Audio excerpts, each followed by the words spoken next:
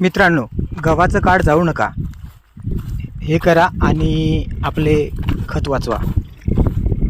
भरपूर शेतकरी खरीप हंगामामध्ये जेव्हा आपण दुसरं पीक घेत असतो त्यावेळेस गव्हाचे काढामुळे जेव्हा आपण आंतरमशागत करतो तेव्हा शेतकऱ्यांना अडचण येते. जसं डवरणी असेल किंवा इतर आंतरमशागत करताना गव्हाच्या काढामुळे अडचण येतात. त्याच्यामुळे शेतकरी बंधू गव्हाचे काढ जाळून टाकतात. पण शेतकरी बंधूंनो, गव्हाचे काढ जाळणे हा त्याच्या मागचा एक पर्याय नाही आहे. गव्हाचे काढ जाळल्याने आपल्या जमिनीतील जे जीवाणू आहेत हे नष्ट होतात, सेंद्रिय गर्भ कमी होतो. त्यामुळे जर आपण गव्हाचे काढ न जाळता या प्रकारे रोटावेटर केले तर अशा प्रकारचे बघा चांगल्या प्रकारचं रोटावेटर होते. याच्यामध्ये माती मिक्स हे काढ चांगल्या प्रकारचं होते.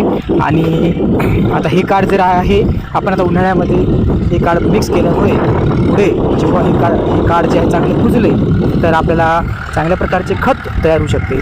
आपण जे मागील वर्षी पिकामध्ये खत दिलं आहे ते खत आपल्याला जमिनीमध्ये जे आपण सेंद्रिय खत किंवा सेंद्रिय कर्ब आहे ते वाढवायसाठी मदत करते. त्याकरता हे जर आपल्याला आता रोटावेटर करून या प्रकारचे मिक्स करून घ्यायचे आहे. आणि याच्यानंतर आपण जर पाणी उपलब्ध असेल तर आपण 1-2 शिप पाणी जर याला दिले तर नक्कीच पुढे कुजते. आणि आता आपल्याला डिकम्पोजर वगैरे जे आहे किंवा आपण डिकम्पोजर याच्यामध्ये एक हलकी जरा पंपांनी डिकम्पोजरची फवारणी करून एक त्याला स्प्रिंकलरची जर शिप दिली तर चांगल्या प्रकारचे आपले खत तयार होऊ शकते. जमिनीला चांगल्या प्रकारचे अन्नद्रव्य मिळू शकते आणि आपले कर्बाचे प्रमाणसुद्धा जमिनीतले वाढू शकते. त्यामुळे शेतकरी बंधूंनो, आपण आपल्या शेतातील गव्हाचे काढ न जाळता अशा प्रकारे रोटावेटर करून घ्यावे.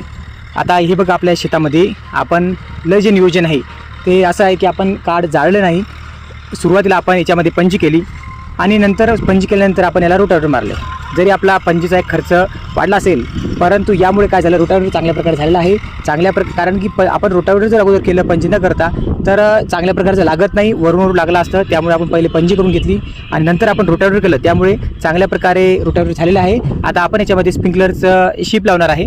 जर आपल्याकडे उपलब्ध पाणी असेल तर 1-2 शिप जर दिली आणि डिकम्पोजर जर हलकी फवारणी केली तर नक्कीच आपलं चांगल्या प्रकारचं असं हे खत जमिनीला मिळू शकते. त्यामुळे आपल्या जमिनीचं जे जीवाणू आहेत ते सुद्धा आपले जीवाणू संख्या याच्यात वाढू शकते आणि जाळल्यानं जे नुकसान होते आपलं ते नुकसान होणार नाहीत. तरी अशा प्रकारे आपण आपल्या शेतामध्ये ही जी प्रक्रिया आहे ही आपण करू शकता. तर नक्कीच आपल्याला जर या प्रकारचे जर आपण आपल्या शेतामध्ये केलं तर नक्कीच आपले जे पुढे रासायनिक खतावरचा जो खर्च असेल एका एकरामध्ये एका पोत्याचा आपण बचत करू शकतो. त्यामुळे आपण सुद्धा अशा प्रकारे जर पद्धत वापरली असेल तर नक्की सांगा. धन्यवाद.